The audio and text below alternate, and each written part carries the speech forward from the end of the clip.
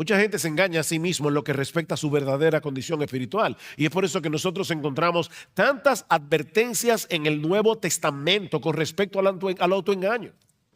Yo creo que pocos pasajes del Nuevo Testamento son tan aterradores como las palabras del Señor Jesús en Mateo capítulo 7, versículo 21. No todo el que me dice Señor, Señor, entrará en el reino de los cielos, sino el que hace la voluntad de mi Padre que está en los cielos. Muchos me dirán en aquel día, no pocos, Señor, Señor, no profetizamos en tu nombre y en tu nombre echamos fuera demonios. Y en tu nombre hicimos, otra vez, muchos milagros. ¿Ustedes imaginan eso?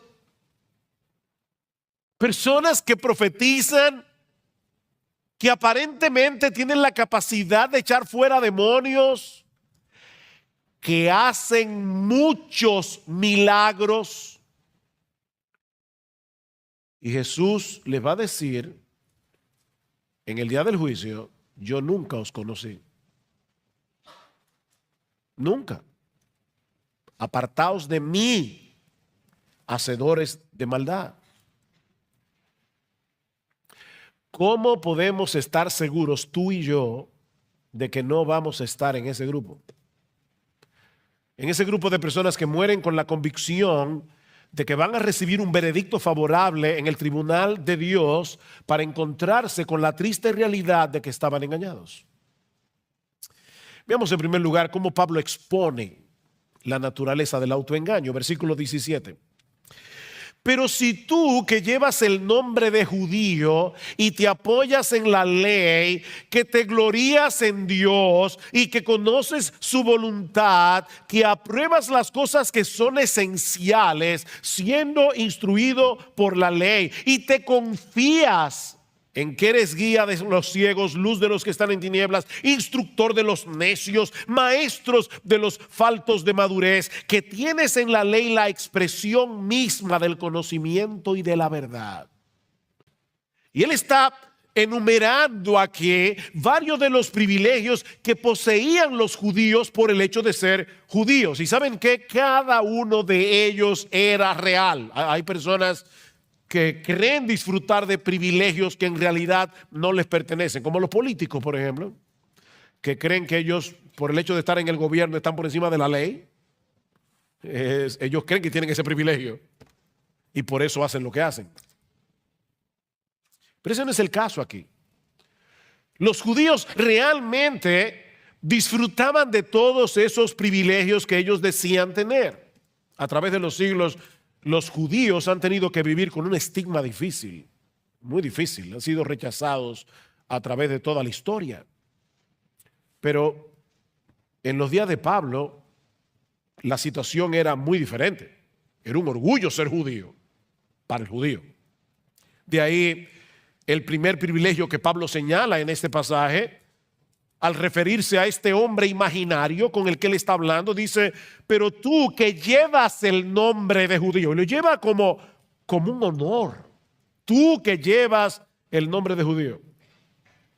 Ellos se gloriaban en el hecho de pertenecer a la nación escogida de Dios, de ser descendientes de Abraham, con el que Dios había hecho un pacto jurándole que Él sería su Dios y que ellos serían su pueblo. Tú llevas ese nombre con orgullo, dice Pablo, y te apoyas en la ley.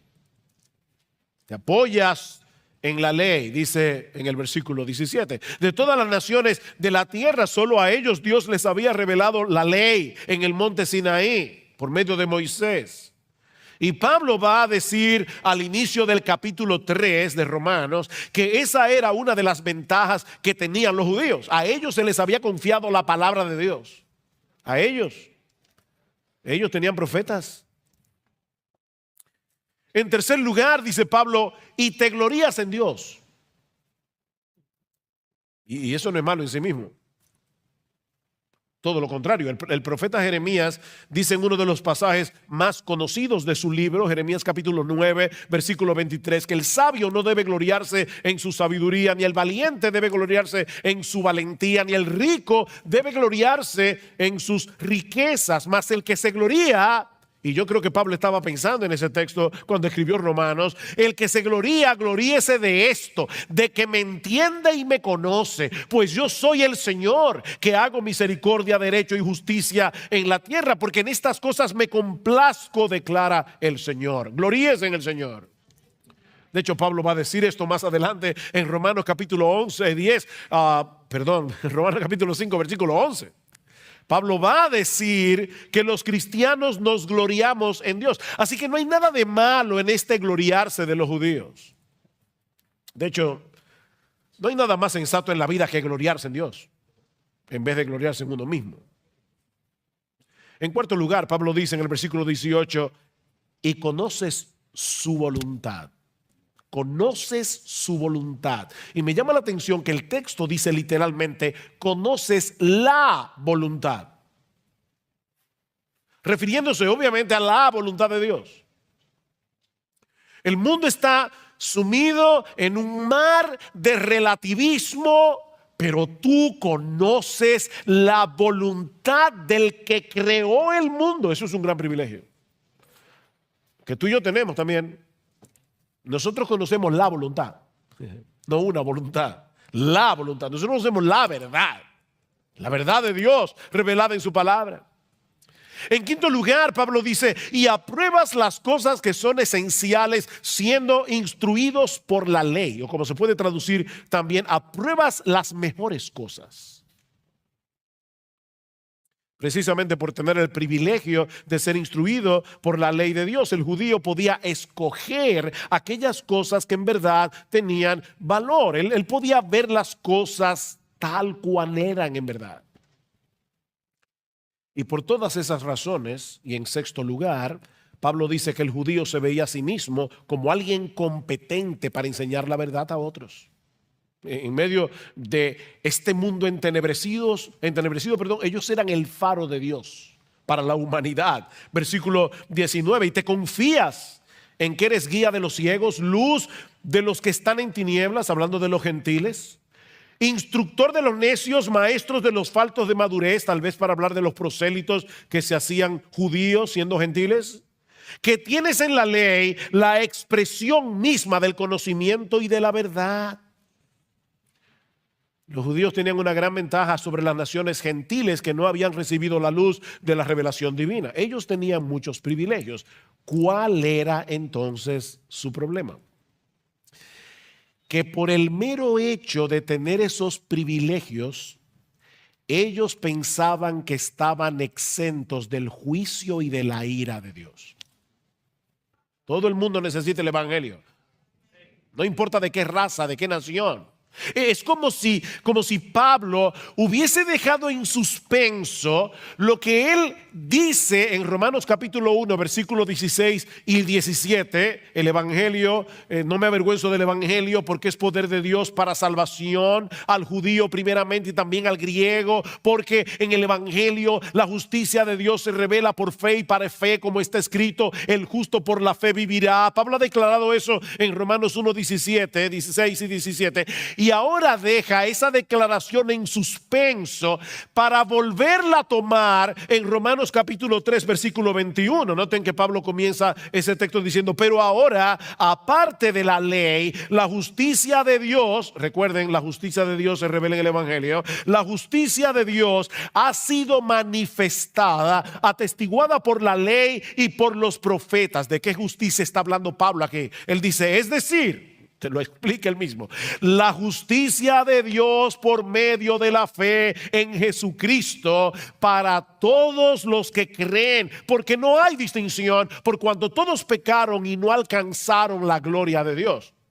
Romanos 1, 16 y 17, el evangelio revela la justicia de Dios. Romanos 3, 21, Pablo retoma el tema. Así que Romanos 1, 18 a Romanos capítulo 3, versículo 20 es como el jamón del sándwich, donde Pablo quiere mostrar por qué todos necesitamos ese evangelio. Judíos y gentiles. Judíos y gentiles. Todos tenemos problemas con la justicia de Dios, incluyendo a los judíos a pesar de sus privilegios. Déjame decirte algo, no descanses en privilegios si los tienes, privilegios espirituales, porque ninguno de ellos te librará en el día del juicio. Nadie será salvo por haber crecido en un hogar cristiano. Nadie será salvo por haber asistido durante años a una iglesia en la que se predica fielmente la palabra de Dios. Nadie será salvo por el hecho de tener buena doctrina. Porque nadie se salva por su teología. Nadie va a llegar al cielo por causa de su confesión de fe. Señor, tú sabes que yo tenía la confesión de fe de Londres de 1689. Yo creí en la sana doctrina. Olvídate de eso. Yo me bauticé en Iglesia Bíblica del Señor Jesucristo. Olvídate de eso. Olvídate de eso. Olvida tus privilegios. Y mucho menos confíes en tu conducta moral. O que fuiste bautizado en cualquier iglesia, no importa la denominación que sea. Mira, ni siquiera confíes en tu esfuerzo por obedecer la ley de Dios. Porque nunca ha habido nadie aparte del Señor Jesucristo que haya podido cumplir esa ley perfectamente.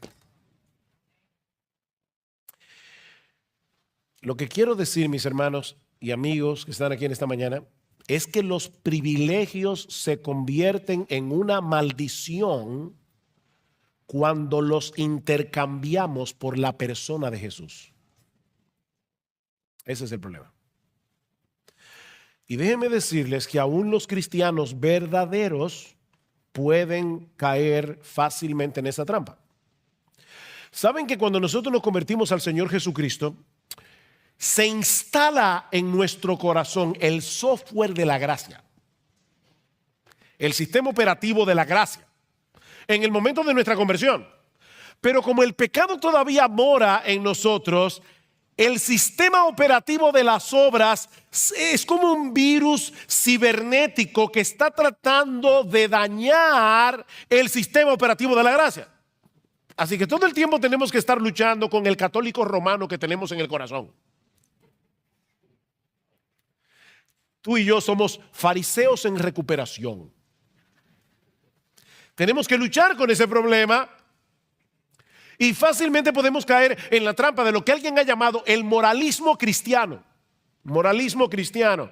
Mira, cada vez que tú te jactas de algo que hayas hecho, cada vez que presupones que te has ganado el favor de Dios por tu obediencia, has caído en la trampa del moralismo cristiano. Mi hermano, nunca olvides que aparte de Cristo no merecemos ninguna otra cosa que la condenación, y que aparte de su gracia no podemos hacer absolutamente nada que de verdad sea agradable en la presencia de Dios. No hay nada de qué gloriarse. El que se gloría, que se gloríe en el Señor.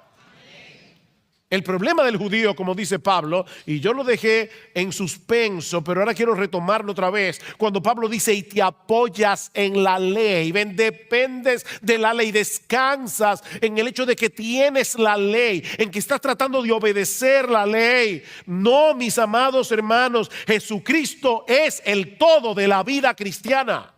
Él es el principio y el fin. Los privilegios son privilegios, las bendiciones son bendiciones, siempre que no sustituyan a Jesús. Porque ni los privilegios ni las bendiciones en sí mismas pueden salvar a nadie ni transformar a nadie. Solo Cristo puede hacer eso, y Él lo hace por medio de la fe. Es decir, cuando transferimos la confianza que todos nosotros tenemos en nosotros mismos, se la transferimos a Él. Y ahora confiamos en Él, no en nosotros mismos.